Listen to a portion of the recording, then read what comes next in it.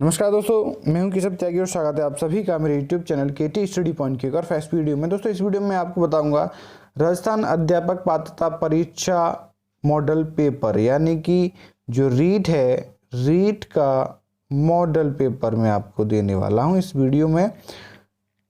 इस model paper में सारे जो प्रश्न हैं वो सभी प्रश्न परीक्षा में पूछे जाने योग्य महत्वपूर्ण प्रश्न हैं जो आपके लिए दिए जा रहे हैं, जो कि कुल प्रश्न 150 हैं और कुल अंक 150 हैं और कुल समय 150 मिनट है।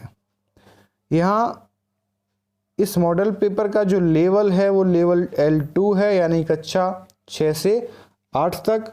और इस मॉडल पेपर में हम सिर्फ और सिर्फ जो पार्ट फर्स्ट बाल विकास है, बाल विकास एवं शिक्षा शास्त्र है, इसके टोटल 30 प्रश्न देने वाले हैं। और इसके बाद का जो मॉडल पेपर यानी कि पार्ट 2, जिसमें हम प्रथम भाषा हिंदी की बात करेंगे, हिंदी के बनने वाले प्रश्नों की बात करेंगे, वो आपको सेकंड वीडियो में मिलेंगे। यानी इससे ही तरह से हमने जैसे एक मॉडल पेपर में पार्ट फर्स्ट होता है बाल विकास का, पार्ट सेकंड होता है प्रथम भाषा का, पार्ट थर्ड होता है सेकंड भाषा का, पार्ट जो फोर्थ होता है वो आपका सब्जेक्ट का होता है। जैसे SST है या फिर साइंस मैथ है तो मैथ का, फिर साइंस का, है ना। इसी प्रकार हमने मॉडल पेपर की प्रत्येक सब्जेक्ट को यानी कि हमने प्रत्येक पार्ट को एक स्पेशल वीडियो में देने की कोशिश की है, जिससे आपके लिए वीडियो ज़्यादा लंबी नहीं होगी और शॉर्ट वीडियो होगी। तो चलिए शुरू करते हैं। हमारा फर्स्ट प्रश्न है बाल विकास एवं शिक्षा शास्त्र से, निम्न में से कौन सा कथन विकास के बारे में सत्य नहीं है। यहां देखना है हमें, सत्य नहीं है यानी गलत पूछ रहा है। तो हमारा ऑप्शन फर्स्ट है विकास अंतःक्रिया का फल है। ऑप्शन बी है विकास एक व्यवस्थित श्रृंखला का अनुगामी है। या ऑप्शन सी है विकास एक व्यक्तिगत प्रक्रिया है। या ऑप्शन डी विकास विशिष्ट से सामान्य की ओर होता है। तो जो सत्य कथन नहीं है वो यह है कि विकास विशिष्ट से सामान्य की ओर होता है, यह गलत है। कहीं करेक्ट ऑप्शन यहाँ हुआ डी। अगला प्रश्न है बालक की सोच अमूर्तता की अपेक्षा मूर्त अनुभवों एवं प्रत्ययों से यह होती है, यह अवस्था है। ऑप्शन ए 7 से 11 वर्ष की तक की। ऑप्शन बी 12 वर्ष से वयस्क तक की।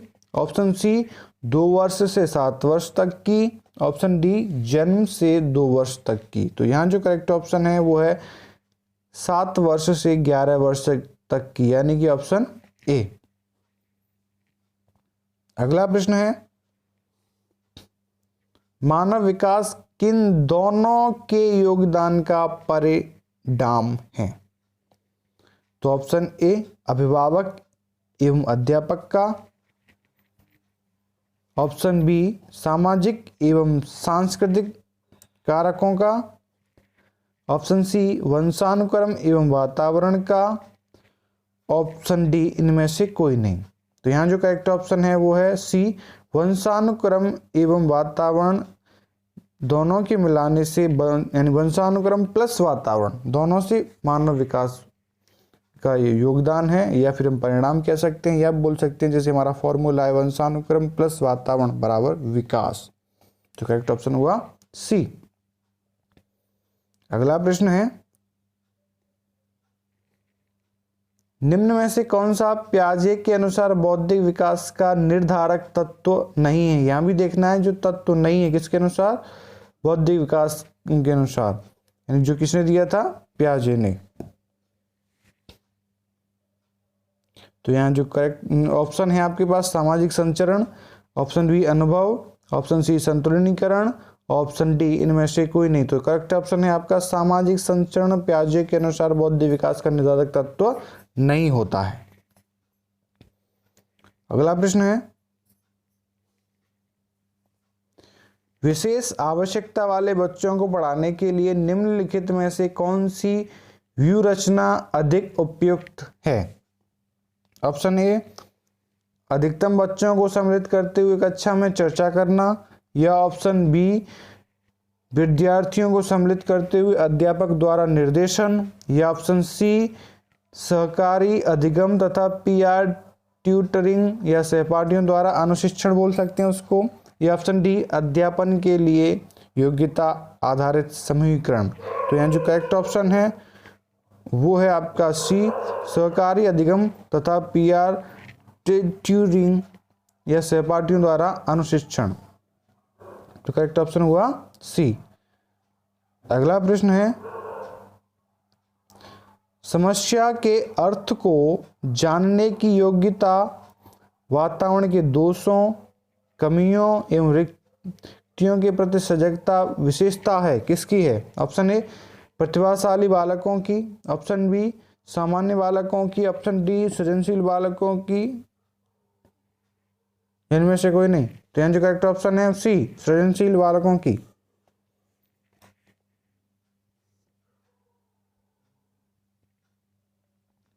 अगला प्रश्न और महत्वपूर्ण प्रश्न है, यहाँ तथ्यों को समझने की कोशिश करें उसके बाद ही आंसर दें। एक कॉलेज जाने वाली लड़की ने फर्श पर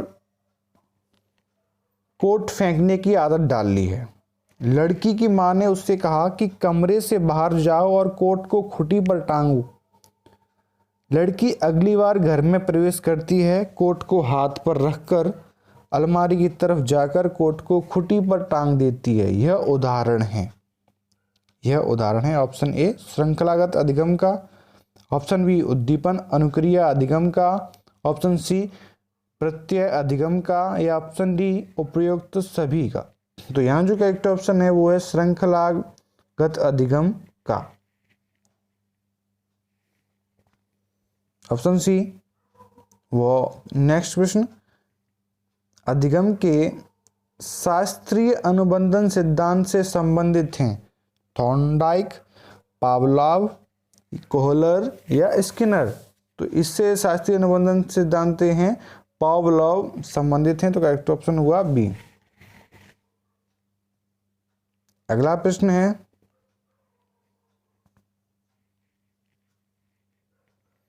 जिस प्रक्रिया में व्यक्ति दूसरों के व्यवहार को देखकर सीखता है ना कि प्रत्यक्ष अनुभव के को कहा जाता है।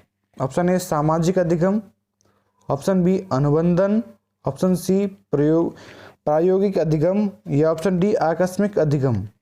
तो यहाँ जो करेक्ट ऑप्शन है वो है सामाजिक अधिगम ए। दोस्तों अगर आपने अभी तक हमारे YouTube चैनल केटी स्टडी पॉइंट को सब्सक्राइब नहीं किया है तो सब्सक्राइब कर लीजिए अगर आप रीट के स्टूडेंट हैं या फिर आप सब इंस्पेक्टर के परीक्षा देने वाले हैं या उसकी तैयारी कर रहे हैं तो आप इसको सब्सक्राइब कर लीजिए, क्योंकि हम इन एग्जाम से रिलेटेड आपके लिए स्टडी मटेरियल लाते रहते हैं। अगला प्रश्न है अधिगम निर्योग्यता का लक्षण है। ऑप्शन ए भागने की प्रवृत्ति होना, ऑप्शन बी अशांत ऊर्जावान एवं विध्वंसक होना, ऑप्शन सी अवधान संबंधी या बाधा या विकार, अवधान संबंधी बाधा विकार और अभिप्रेरणा का अभाव। तो यहाँ जो करेक्ट ऑप्शन है वो है सी अवधान संबंधी बाधा या विकार। अगला प्रश्न है अधिगम को प्रभावित करने वाला व्यक्तिगत कारक है संचार के साधन, समवयस्क समूह, अध्यापक या परिपक्वता एवं आयु। तो यहाँ जो करेक्ट ऑप्शन है वो डी परिपक्वता एवं आयु। अगला प्रश्न है एक क्रिकेट खिलाड़ी अपनी गेंदबाजी के कौशल को विकसित कर लेता है पर यह उसके बल्लेबाजी के कौशल को प्रभावित नहीं करता, इसे कहते हैं ऑप्शन ए विधेयात्मक प्रशिक्षण, ऑप्शन बी निषेधात्मक प्रशिक्षण अंतरण, या ऑप्शन सी न्यूनतम प्रशिक्षण अंतरण, या डी उपरोक्त में से कोई नहीं। प्रश्न को ध्यान से समझें। वहां बताया गया कि खिलाड़ी अपने गेंदबाजी कौशल को तो विकसित कर लेता है लेकिन बल्लेबाजी कौशल को प्रभावित नहीं होता, वहां पे बल्लेबाजी के कौशल पर कोई प्रभाव नहीं पड़ता। तो यहाँ जो करेक्ट ऑप्शन होगा वो होगा सी शून्य प्रशिक्षण अंतरण। अगला प्रश्न है निम्न में से कौन सा कथन किसी व्यक्ति के मानसिक स्वास्थ्य को उच्चतम रूप से प्रदर्शित करता है? ऑप्शन ए अर्थ यानी पूर्ण अभिव्यक्ति, संगतिकरण और सामान्य लक्षण की ओर निर्देशन। ऑप्शन बी मानसिक विकारों का होना ना होना। ऑप्शन सी व्यक्तित्व के विचारों से मुक्ति, या ऑप्शन डी उपरोक्त सभी। तो यहाँ जो करेक्ट ऑप्शन है वो है ए पूर्ण अभिव्यक्ति, संगतिकरण और सामान्य लक्षण की ओर निर्देशन। अगला प्रश्न है, अंतर्मुखी बालक की मुख्य विशेषता होती है? वह कक्षा में सभी से मेलजोल रखता है, या ऑप्शन डी ऑप्शन बी वह पाठ्य सहगामी क्रिया में निरंतर भाग लेता है, या ऑप्शन सी एकांत में रहकर कम बातचीत करने वाला होता है, या ऑप्शन डी उपयुक्त सभी। तो ऐसा बालक अंतर्मुखी बालक बोल सकते हैं, वह ऐसा बालक होता है जो एकांत में रहकर कम बातचीत करने वाला होता है। अगला प्रश्न है, गिलफोर्ड ने अभिसारी चिंतन पद का प्रयोग किसके समान अर्थ में किया? तो बुद्धि, सृजनात्मकता, बुद्धि एवं सृजनात्मकता, या इनमें से कोई नहीं। तो अभिसारी चिंतन पद का प्रयोग सृजनात्मकता के समान अर्थ में किया था। तो करेक्ट ऑप्शन हुआ बी। अगला प्रश्न है, निम्न में से कौन सा रुचि के बारे में सत्य नहीं है? ऑप्शन ए रुचि जन्मजात और अर्जित दोनों होती है। ऑप्शन बी रुचियां समय के अनुसार बदलती रहती हैं। ऑप्शन सी रुचियां योग्यताओं एवं अभिक्षमताओं से संबंधित नहीं होती हैं। ऑप्शन डी रुचियां व्यवहार में आकर्षण एवं विकर्षण के प्रतिबिंब नहीं हैं। तो यहाँ जो करेक्ट ऑप्शन है वो ए रुचियां जन्मजात और अर्जित दोनों होती हैं, यह सत्य नहीं है, यह गलत है।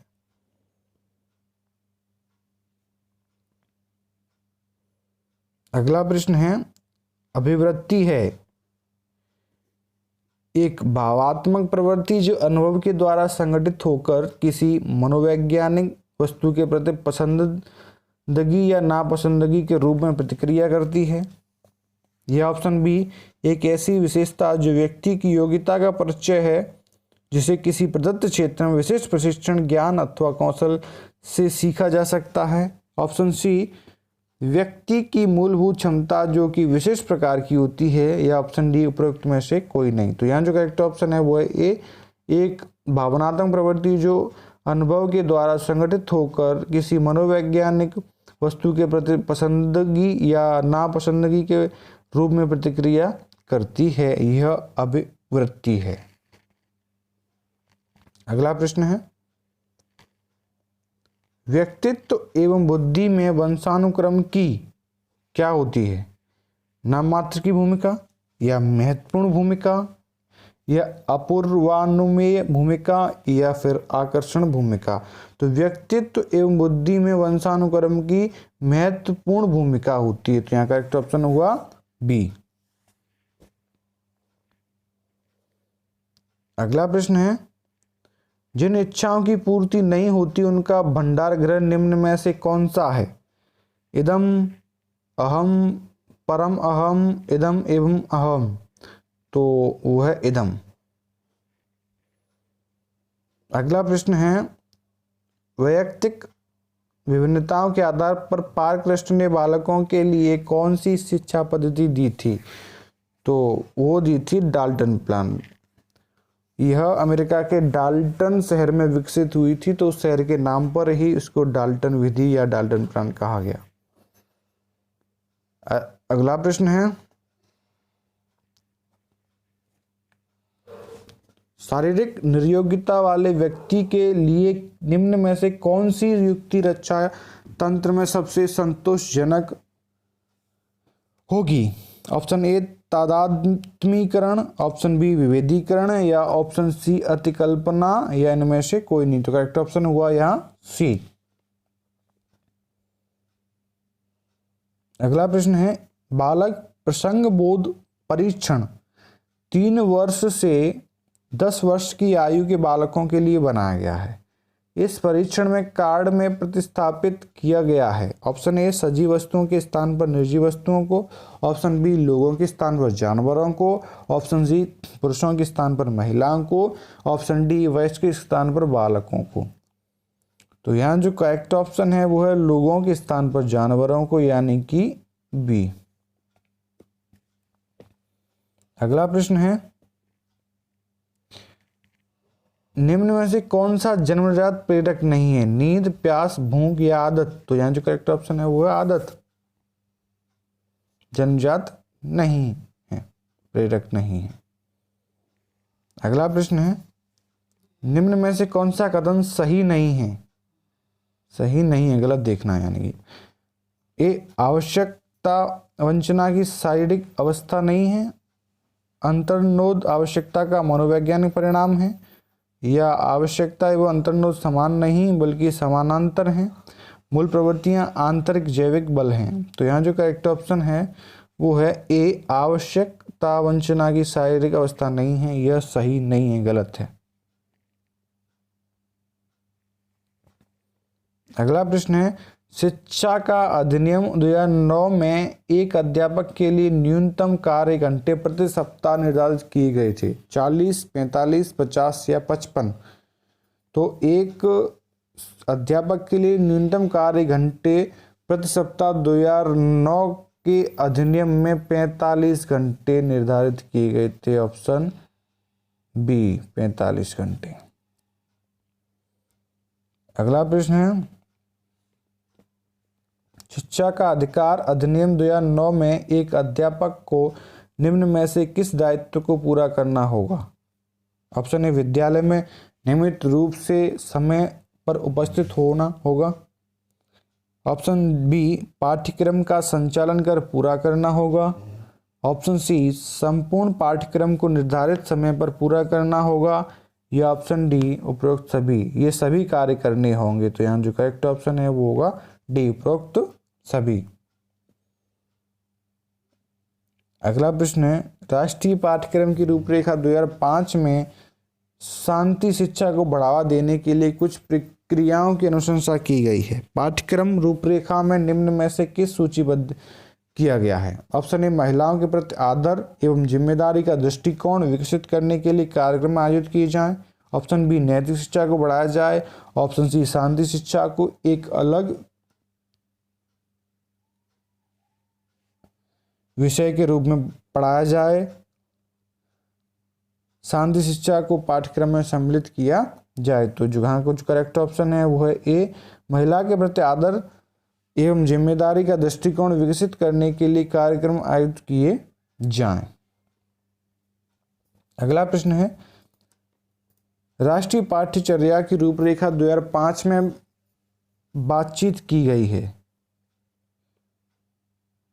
ऑप्शन ए ज्ञान स्थायी है वह दिया जाता है, से ज्ञान का विकास होता हो और इसकी संरचना की जाती है। यहाँ जो करेक्ट ऑप्शन है वो ए है। अगला प्रश्न है, क्रियात्मक अनुसंधान का उद्देश्य है नवीन की खोज करना, शैक्षिक परिस्थितियों में व्यवहार विज्ञान का विकास, या ऑप्शन सी विकास विद्यालय तथा कक्षा की शैक्षिक कार्य प्रणाली में सुधार लाना, या ऑप्शन डी उपरोक्त सभी। तो यहाँ जो करेक्ट ऑप्शन है वो सी विद्यालय तथा कक्षा की शैक्षिक प्रणाली में सुधार लाना। अगला प्रश्न है, राष्ट्रीय पाठ्यचर्या की रूपरेखा 2005 के अंतर्गत परीक्षा सुधारों में निम्न में से किस सुधार को सुझाया गया? खुली पुस्तक परीक्षा को, या बी सतत या निरंतर एवं व्यापक मूल्यांकन को, या ऑप्शन सी सामूहिक कार्य मूल्यांकन, या ऑप्शन डी उपरोक्त सभी। तो इन सभी को सुधारा या परीक्षा सुधारों के अंतर्गत सम्मिलित किया गया। तो ये थे मॉडल पेपर फर्स्ट, यानी कि जो साइकोलॉजी है बाल विकास है उससे बनने वाले कुछ 30 प्रश्न जो कि परीक्षा में आने योग्य हैं। अगर आपने अभी तक चैनल को सब्सक्राइब नहीं किया, चैनल को सब्सक्राइब करिए।